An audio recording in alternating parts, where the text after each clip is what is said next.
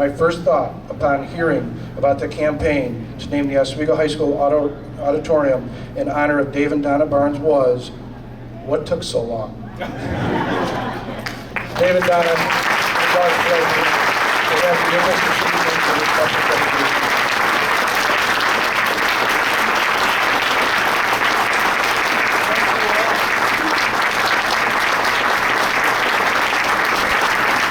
Please welcome Frank Thierry and Michael Leali. One of the most important lessons that they taught me was that even though the spotlight is on you, it's not about you. Life is about making it easier for everyone else. And if we could just focus on making life easier for everyone else and helping each other, then that's how the production will come together, and that's how life works. And I am so thankful for that. So we went to the school board with quite a number of letters that we will be giving to Mr. and Mrs. Barnes tonight with all of your wonderful thoughts and praises and memories. And the board unanimously voted that this should absolutely be named after Mr. and Mrs. Barnes. So,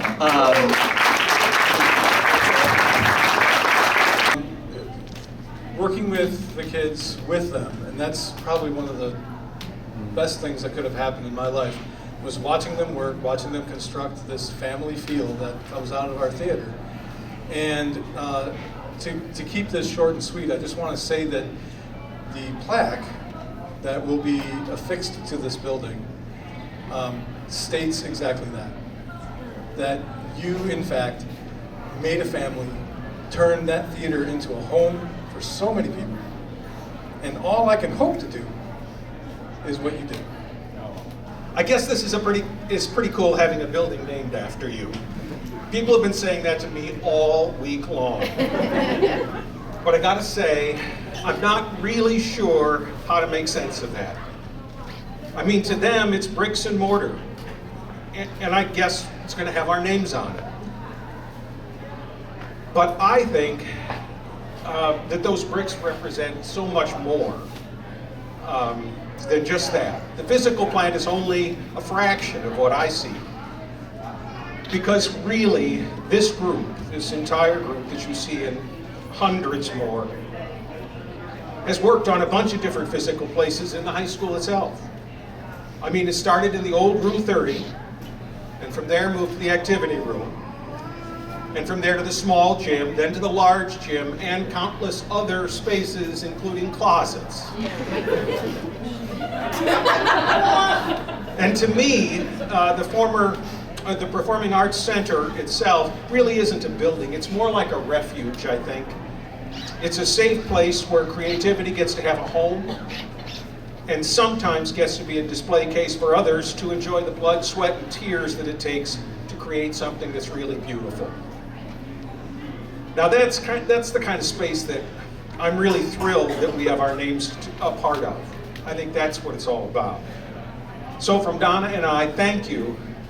And I mean, that's obvious, just to say thank you, but I feel like I've never really said it enough times to enough people who were involved in everything that's happened here. Thanks to the kids who rolled up the wrestling mats and roped together, Tammy, the rolling stage sections, and nailed those first pretty crude-looking flats and stairs and hung all those original 12 lighting instruments in the activity room. Thanks also to the next grouping of kids who hauled every piece of scenery on a flatbed truck. Old Blue. And then wheeled all the tools down the hall in an army-colored green box so that we could construct over in the small gym.